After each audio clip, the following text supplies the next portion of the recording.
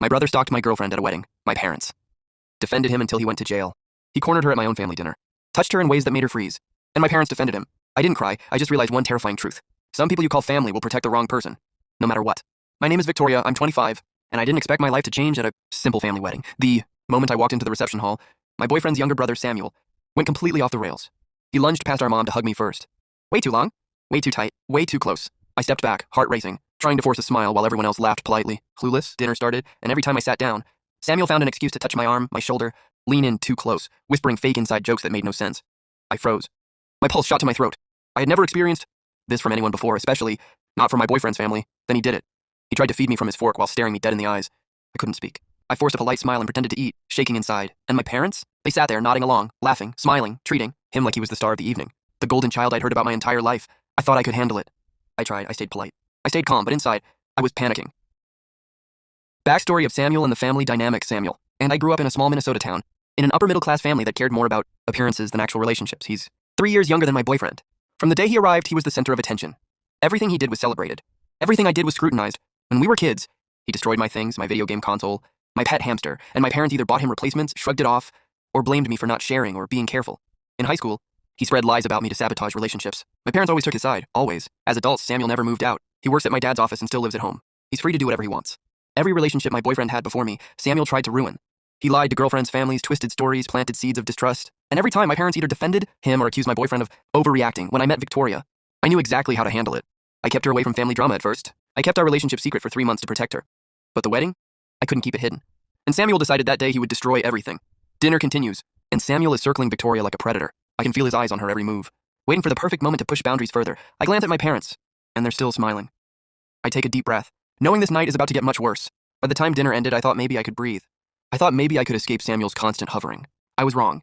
After the main course, I offered to help clear the table, just trying to keep busy, keep my hands moving so my nerves wouldn't spiral. But as soon as I stepped near the kitchen, I saw him. Samuel, standing in the doorway, blocking my exit. My heart dropped. "Victoria," he said, leaning closer, his voice low. "You're really something." I froze. My mind screamed, don't engage, but my body refused to move. He closed the space between us. He put a hand on the counter right next to me, trapping me. "I think you deserve someone more exciting than him," he said, nodding toward my boyfriend across the room. "Someone who actually knows how to appreciate you." I swallowed hard. "Back off, Samuel," I whispered. My voice shook. He laughed. Not a normal laugh. A slow, deliberate laugh like he knew he had me trapped. "Relax," he said. "I'm just looking out for you." I had already told him no, twice, 3 times. I started stepping back, but he mirrored every move. He was toying with me. At that moment, my boyfriend appeared. Relief hit me like a wave. I stepped closer to him, hoping that would end it. Samuel smirked and leaned in closer. "Oh, don't worry," he said. "I'm just making sure she's safe." Safe? That word made me want to scream. I shoved past him toward the door. He blocked it. I could feel his eyes on me. And then, he reached out. I won't go into every vile detail, but he tried to assert control over my body. I froze, I panicked. My hands trembled. I could barely think, barely breathe. Then something inside me snapped. I shoved him hard, enough to get out. I ran to my boyfriend, who was already fuming, his jaw tight. My parents? They looked surprised, but only barely. They didn't step in, didn't stop him. Because in their minds, he was their golden boy. Always protected, always untouchable. I held my boyfriend's hand and whispered, "I can't believe this is happening." Dinner ended in chaos. Samuel acted like nothing happened. My parents lectured me later about being too sensitive, about family dynamics, about making him look bad in front of everyone. I went home that night shaking, replaying every moment in my head. Every brush of his hand, every smirk, every laugh. It felt like a movie I couldn't escape. But I also realized something important. If I didn't act now, if I didn't stand up, he would continue. He would escalate. He always did. That night, I made a decision. I wouldn't let him win. Not this time. The next morning, I discovered just how far my parents would go to protect him. And how alone I really was in this family. The next morning, I woke up with a pit in my stomach. The sun was streaming through the blinds, and everything in the world felt wrong. I checked my phone. Victoria hadn't texted yet. She probably needed space. I understood. I felt the same way. I headed downstairs to find my parents already awake, sipping coffee in the kitchen like nothing had happened. I tried to keep my voice steady. "Mom, Dad?" About last night. My dad cut me off immediately, his tone sharp. "Emma, you need to calm down. Samuel didn't mean anything. You're overreacting." I blinked. "Overreacting?" "Dad," he cornered Victoria. He touched her. He tried. "Stop right there," my mom said, finally speaking. Her voice was soft but firm. "Emma, this is a family. You're making a huge deal out of nothing. Samuel's your brother. He's been under a lot of pressure lately. You need to be understanding." I couldn't breathe. My own parents were defending him. The one person I trusted most in the world. My father was minimizing what had happened. I tried again. "Mom, Dad," she was scared. She was literally cornered in our own house. "Emma, you're embarrassing everyone," my dad said. You're making Samuel look bad in front of Victoria. That's not okay. I wanted to scream. My chest was tight, my hands trembling. I couldn't believe it. The people who were supposed to protect me, who were supposed to care about what happened, were taking his side. I remembered all the times Samuel had ruined my relationships before. Each girlfriend, every trust, every heartbreak. And now I realized why. My parents had always enabled him, always protected him, always made me the bad guy. I took a deep breath. I'm not overreacting, I said, my voice stronger than I felt. She's scared. I don't care if he's your son. This is wrong. My mom shook her head slowly, disappointment in her eyes. Emma, you're too dramatic. Just let it go. Samuel's family. You'll make it worse if you push it. That's when I realized how alone I really was. Alone in my own family, alone in my own house. I went to work that day, my mind racing. Every text from Victoria, every detail she had shared replayed in my head. I thought about what she must have felt, trapped, humiliated, powerless. And I felt my anger boiling. By the time I got home, I knew I couldn't just confront Samuel again. I needed proof. I needed evidence. Pictures, messages, recordings. Anything to show my parents that what he did wasn't harmless. That it wasn't a joke. I started planning. Step by step. Step 1, document everything. Step 2, protect Victoria. Step 3, make sure Samuel couldn't manipulate anyone ever again. But the more I thought about it, the more I realized how deep this went. Samuel wasn't just a bully. He was dangerous. And my parents were blind to it. That night I called Victoria. Her voice was quiet but relieved. I'm glad you called, she said. I didn't know who else to tell. I didn't want to upset you, but I don't think they'd believe me. I swallowed hard. I believe you, and I'm not letting him get away with this. Her voice trembled. I'm scared. What if he retaliates? I clenched my fists. Then we make sure he can't. I won't let him touch you or anyone again. As I hung up, I realized I was crossing a line I had never imagined crossing. This wasn't just family drama anymore. This was real, dangerous, and it was my responsibility to stop it. The next day, Samuel escalates. He goes after Victoria directly, in a way that forces me to take legal action, and my parents' loyalty to him pushes me closer to the edge. The next morning, I woke up to a message from Victoria. Her hands were shaking as she typed. I could tell even through the screen. He followed me to work today. He waited outside until I came out. I don't know what to do. My stomach dropped. The first knot of fear tightened in my chest, spreading down to my legs. I wanted to run to her immediately, but I also knew we needed a plan. This wasn't just rude or invasive anymore. This was harassment. This was danger. I called her immediately. Victoria, listen to me. You don't go anywhere alone. Not today, not ever. I'll come get you. She sounded tiny on the other end. I can't. He's everywhere. My car, my street. I felt my hands tremble. Rage and fear mixed together in a cocktail I couldn't swallow. He's in trouble, I said, my voice low but steady. And this time it's not just words. I drove over, my knuckles white around the steering wheel. When I got to her apartment, she ran into my arms. She was trembling, her face pale, tears streaking down. I'm scared, Samuel. He's out of control. I nodded, trying to suppress my own panic. I know, but we're going to handle this properly. No more hiding. No more covering for him. He went inside and I started documenting everything she could remember. What he said, where he was, what he did. Dates, times, places, everything. I saved text messages, voicemails, and even photos of him lurking outside. Then came the hardest part, facing my parents. I went over to my mom and dad's house, trying to remain calm. Mom, Dad, this has gone too far. Samuel's harassing Victoria. He's stalking her. This is illegal. They exchanged that familiar look, the one that said we're on his side no matter what. My dad shook his head. Emma, you're exaggerating. He didn't do anything wrong. Victoria's probably overreacting. I clenched my fists, my nails biting into my palms. No, Dad, he followed her. He waited outside her workplace. She's terrified. This isn't a joke anymore. My mom sighed, the way she always does when she thinks I'm being dramatic. Emma, you're embarrassing the family. Samuel's our son. You need to let this go. Every nerve in my body screamed, our son. That phrase had been twisted like a weapon against me my whole life, and now it was being used to protect someone who was clearly dangerous. That night, I couldn't sleep. I scrolled through Samuel's social media, looking for evidence, looking for proof. Anything that could show my parents he wasn't the innocent boy they believed him to be. Then I realized I couldn't rely on them. Not anymore. Their loyalty was blind. Their protection of him was a threat to everyone he came near. I called Victoria again. We need to go to the police. Right now. This is beyond family drama. This is criminal. Her voice shook. Do you think they'll believe us? My parents? Her parents? They have to. And if they don't? I swallowed hard. Then we handle it another way. But we start with the law. Samuel needs to be stopped. The next day, we went to the precinct. The officer listened carefully as Victoria recounted every incident, every unwanted touch, every cornered moment, every lie Samuel had told to make her feel powerless. I watched Samuel's shadow grow in my life like a storm cloud. I realized that this wasn't just about him anymore. It was about breaking a cycle that had lasted my entire life. His manipulation, my parents' enabling, the constant erosion of trust. And the hardest truth hit me, this would get messy. Very messy. My family would be furious.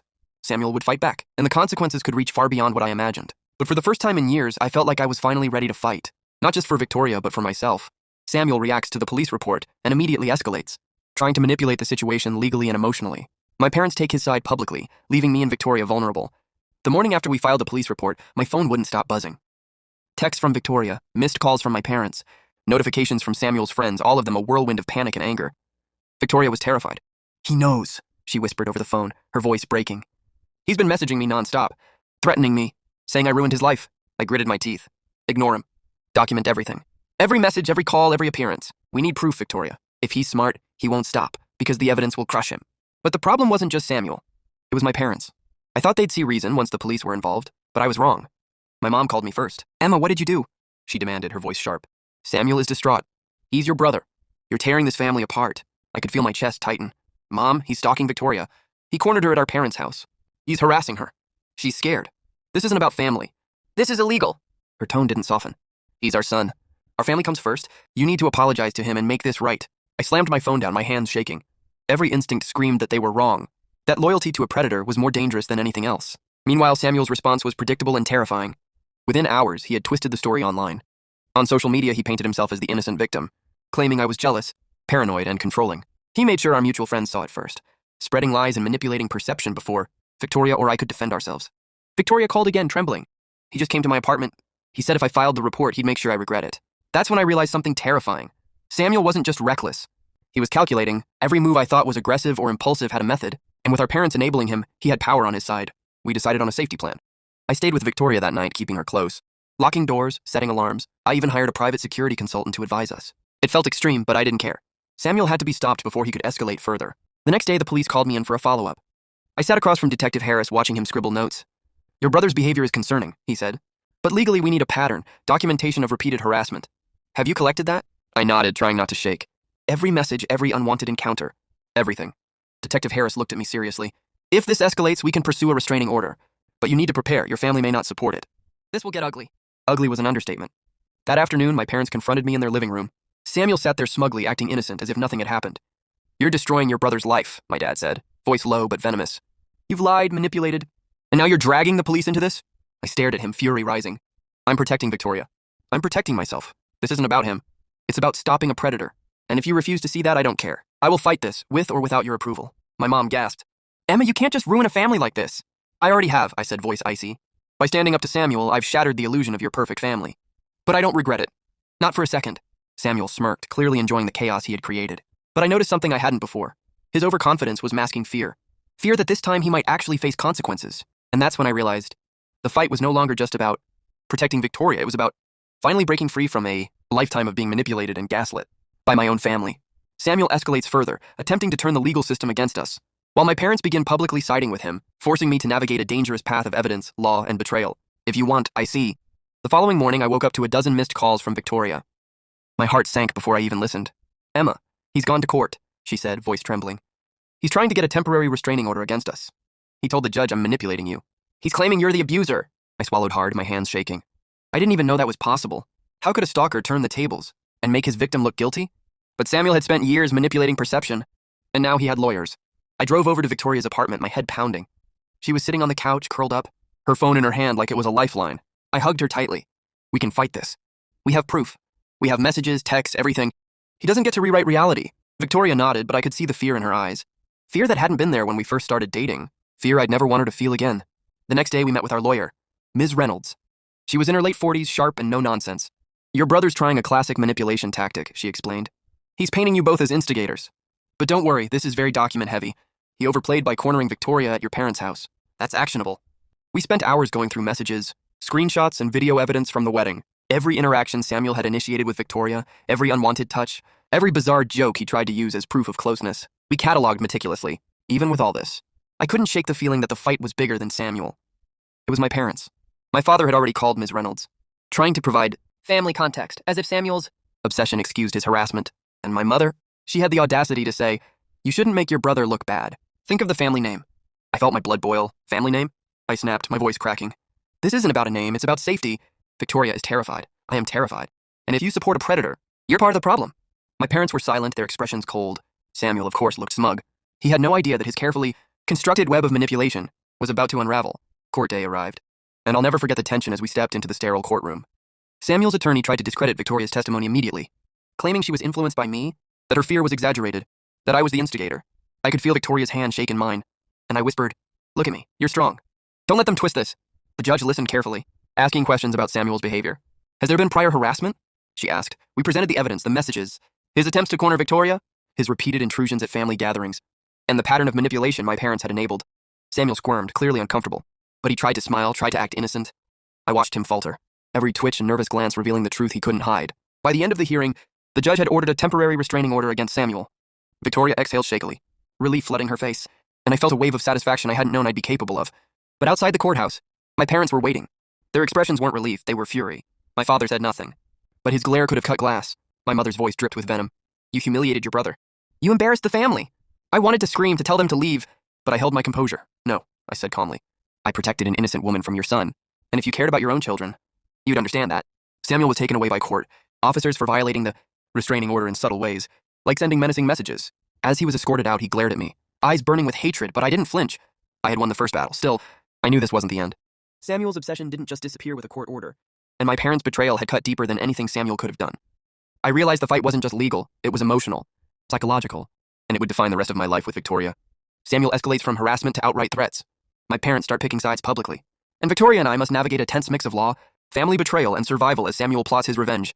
The night after court, Victoria and I sat in my apartment, doors locked, blinds drawn, and a nervous tension filling the air like static before a storm. I couldn't sleep. Every ping from my phone made me flinch, expecting it to be Samuel somehow. You think he'll stop? Victoria asked quietly, her fingers twisting the hem of her shirt. I shook my head. No, this isn't just about the restraining order. He's obsessed. And now that he's officially in trouble, he's going to escalate. That's how people like him operate. The next morning, I found a note slipped under my door. Just a folded piece of paper with one word scrawled in messy handwriting, watch. My stomach dropped. Victoria wanted to call the police immediately, but I suggested we wait. I knew Samuel had been trying to manipulate law enforcement by claiming we were exaggerating. Acting rashly might give him another angle. Days later, subtle things began happening. My mailbox was rifled through, the lock on my apartment slightly tampered with, and strange cars parked near the building. One night, I caught a man taking photos from across the street. I called it in, but by the time officers arrived, he was gone. Victoria suggested we get a security system. I agreed, but even with cameras, we both felt exposed. Every noise in the hallway, every shadow outside sent our hearts racing. Meanwhile, my parents started showing their true colors in subtle ways. My father would casually drop comments about how disruptive Victoria's presence is or question whether I was overreacting. My mother called once a day, feigning concern, but subtly reminding me that Samuel was her son and that I needed to be careful. I realized the real fight wasn't just against Samuel, it was against a family that had consistently enabled him, excused him, and prioritized appearances over safety. One afternoon, I was at Victoria's apartment when my dad showed up unannounced. He said he was worried and wanted to check on me. I let him in, but immediately noticed the tension. He looked around, eyes flicking over the living room, the locks we'd installed, the security cameras, and then he said softly but sharply, "You know Samuel isn't going away. You can make this easier if you just cooperate." My blood froze. Cooperate? What did he mean? I realized my parents were trying to negotiate with a predator through me. My own father was suggesting I compromise my safety just to preserve the family image. Victoria and I spent the evening devising a plan. We documented everything, every call, every suspicious occurrence, every conversation with my parents. We even started keeping logs of who was entering our building. It became more than a personal battle. It was a war of evidence versus manipulation. Then came the first direct threat from Samuel. An anonymous email arrived in Victoria's inbox. "You can't hide. We see you everywhere. He'll be mine." We knew it was him immediately. The phrasing, the obsession, the timing. I held Victoria close, whispering, "We can't back down now. We have to see this through, together." But deep down, I knew that no amount of legal protection or documentation could fully shield us from someone who had no boundaries, no morality, and no fear. Samuel wasn't just stalking us, he was preparing his next move, and I feared what that move would be. Samuel escalates from surveillance to psychological warfare, targeting Victoria's work, friends, and our every interaction. My parents' betrayal intensifies, and we're forced to confront a terrifying truth. Sometimes the people closest to you can be more dangerous than a stranger. The days after Samuel's email were the longest of my life. Every time my phone buzzed, every time a car drove slowly past our building, I jumped. Victoria barely slept, and neither did I. We started noticing strange patterns, our neighbors mentioning cars they'd seen, random strangers walking past with no purpose, and deliveries that we didn't order. One morning, Victoria opened her work email and froze. It wasn't spam. It was a carefully worded message. "We know who you are with." "He's mine. Don't trust anyone." Her hands were shaking so violently she could barely hold the phone. "We have to go to the police," she whispered. I nodded, but I knew it wouldn't be simple. Samuel had been building his case of manipulation for years. His parents, my own, were still subtly supporting him, even if unintentionally. If we went to law enforcement too soon, they might twist our evidence, claiming we were exaggerating. We decided on a plan. Document everything, step by step, meticulously. Photos, screenshots, witness statements, timestamps, every encounter, every email, every phone call. Then the first real in-person escalation happened. I was walking Victoria to her car one evening after work when we saw Samuel parked across the street, leaning against his car with a smug grin. My stomach dropped. He hadn't tried to approach yet, but the message was clear. He was watching. He knew where we were at all times. Over the next few days, he ramped it up. Someone tried to follow Victoria from work. She recognized the same car from before. Her coworker started noticing she was nervous, constantly checking her phone and looking over her shoulder. And then came my parents' betrayal, again. My father casually mentioned during dinner that Samuel was just a boy. Maybe you're blowing this out of proportion. While my mother warned me not to make enemies with her son. I realized they were trying to protect appearances, not us. Victoria and I were trapped between an obsessive predator and the people who should have been our safety net. Every step outside felt like walking into a minefield. One night, I came home to find the locks on our apartment tampered with. My heart raced as I inspected every door and window. Whoever did this knew exactly how to create fear without leaving evidence. We installed cameras, extra locks, and even motion sensors, but the psychological impact was crushing. Victoria started crying daily. She whispered, "What if he tries to hurt us?" And I didn't have an answer. The days after Samuel's email were the longest of my life. Every time my phone buzzed, every time a car drove slowly past our building, I jumped. Victoria barely slept, and neither did I. We started noticing strange patterns, our neighbors mentioning cars they'd seen, random strangers walking past with no purpose, and deliveries that we didn't order. One morning, Victoria opened her work email and froze. It wasn't spam. It was a carefully worded message. "We know who you are with." "He's mine. Don't trust anyone." Her hands were shaking so violently she could barely hold the phone. "We have to go to the police," she whispered. I nodded, but I knew it wouldn't be simple. Samuel had been building his case of manipulation for years. His parents, my own, were still subtly supporting him, even if unintentionally. If we went to law enforcement too soon, they might twist our evidence, claiming we were exaggerating. We decided on a plan. Document everything, step by step, meticulously. Photos, screenshots, witness statements, timestamps, every encounter, every email, every phone call. Then the first real in-person escalation happened. I was walking Victoria to her car one evening after work when we saw Samuel parked across the street, leaning against his car with a smug grin. My stomach dropped. He hadn't tried to approach yet, but the message was clear. He was watching. He knew where we were at all times. Over the next few days, he ramped it up. Someone tried to follow Victoria from work. She recognized the same car from before. Her coworker started noticing she was nervous, constantly checking her phone and looking over her shoulder. And then came my parents' betrayal, again. My father casually mentioned during dinner that Samuel was just a boy. Maybe you're blowing this out of proportion. While my mother warned me not to make enemies with her son. I realized they were trying to protect appearances, not us. Victoria and I were trapped between an obsessive predator and the people who should have been our safety net. Every step outside felt like walking into a minefield. One night, I came home to find the locks on our apartment tampered with. My heart raced as I inspected every door and window. Whoever did this knew exactly how to create fear without leaving evidence. We installed cameras, extra locks, and even motion sensors, but the psychological impact was crushing. Victoria started crying daily. She whispered, "What if he tries to hurt us?" And I didn't have an answer. Samuel didn't just want to scare us anymore. He wanted to erase us. It started subtly, too subtly for anyone on the outside to immediately believe. Victoria's best friend stopped replying to her texts. Then one coworker became distant. Then another. At first we thought people were just busy, but the pattern became impossible to ignore. One evening, Victoria came home pale, her voice barely steady. "My manager pulled me aside today," she said. She asked if everything at home was safe. I felt my chest tighten. What did she mean? Victoria swallowed hard. Someone sent her an anonymous email, saying you were controlling, unstable, that I was scared of you. My hands went cold. It was the same playbook Samuel had used my entire life. Destroy my credibility, isolate the person I loved, and let everyone else do the rest. Only this time it wasn't rumors whispered at family dinners. It was written records, emails, messages, carefully, worded lies that sounded concerned, not malicious. The worst part? They worked. Victoria's co-workers started watching her differently. One even pulled her aside and asked, "If you ever need help, you can tell us." She cried in the car afterward. "He's turning me into a victim," she said, "and you into a monster." That night, we finally went to the police. We brought everything. The emails, the texts, the security footage of Samuel's car parked across the street, screenshots of unknown numbers, a timeline going back years, every girlfriend he sabotaged, every lie my parents excused. The officer listened quietly, flipping through the evidence. When he finally looked up, his expression had changed. "This isn't coincidence," he said. "This is escalation." For the first time, someone believed us. But belief didn't mean protection. Not yet. They told us we needed more. A direct threat, physical proof, something undeniable. And Samuel, like he could sense it, delivered. 3 nights later, Victoria didn't come home on time. Her phone went straight to voicemail. I drove to her work. Her car was still in the parking lot. My heart slammed against my ribs as I ran inside. She was in the break room, sitting on the floor, shaking. She hadn't been hurt, but she had been trapped. Samuel had shown up. Not yelling, not touching, just standing in the doorway, blocking her exit, telling her calmly how much he'd done for her, how he'd protected her, how people already believed she was afraid of me, how easy it would be for him to make that story permanent. He leaned in close and said something that changed everything. "If you ever leave him, I'll stop. If you don't, I can make both your lives disappear." A coworker walked in mid-sentence. Samuel smiled, waved politely, and left. Victoria broke down. This time, we didn't hesitate. We went back to the police the next morning. This time, they acted. A formal report was filed. A restraining order request was submitted. Detectives started contacting witnesses, co-workers, old girlfriends, neighbors, and slowly, the picture formed. Samuel wasn't misunderstood. He was dangerous. My parents were called in for questioning. They tried to downplay it. "He's just emotional." He means well. You know how he is. Until the detective placed a printed email in front of them. One Samuel had sent using my father's office computer. Their silence said everything. For the first time in my life, I watched my parents realize they couldn't protect him anymore. And that's when Samuel snapped. Because people like him don't stop when they lose control. They explode, and the explosion was coming. Samuel violates the restraining order. Police intervene. Hidden evidence comes to light. Evidence even my parents can't ignore. The story ends not with confrontation, but with consequences. The morning the restraining order was served, I felt like the air in the house had shifted. Every creak in the floorboards, every shadow on the wall made my stomach flip. Samuel knew something was coming. I could feel it. Victoria and I waited at her apartment. She held my hand so tight I thought my fingers would break. Neither of us spoke. The silence was loud, heavy, like the calm before a storm. When the police finally arrived, Samuel was sitting in the living room, acting as if nothing had changed. But the second he saw the officers, his face went white. He tried to joke, tried to charm them, but there was no escaping now. They read him the restraining order. His hands shook. His voice faltered when they explained the consequences of violating it. That's when I saw it, the first crack in his carefully constructed mask. "You can't do this," he yelled. I did nothing wrong." The lead officer didn't flinch. "Sir, the victims and witnesses say otherwise. You're coming with us." My parents were there too, forced into the reality they had ignored for so long. I saw my mother's eyes fill with tears, not for Samuel, but for us, finally realizing how dangerous their perfect son had been. My father's jaw tightened, pride and guilt warring on his face. Samuel was handcuffed.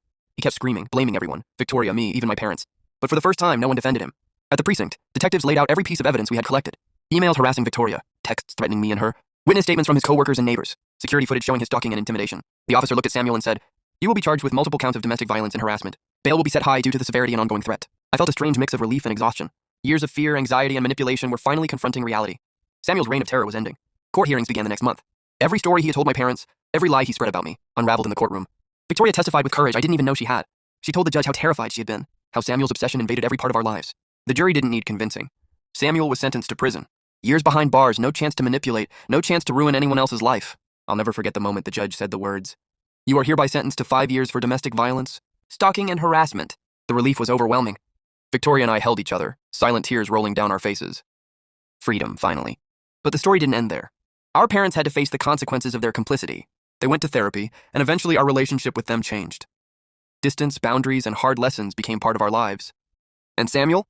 Prison didn't fix him, but it protected everyone else. And that, for the first time in years, felt like justice.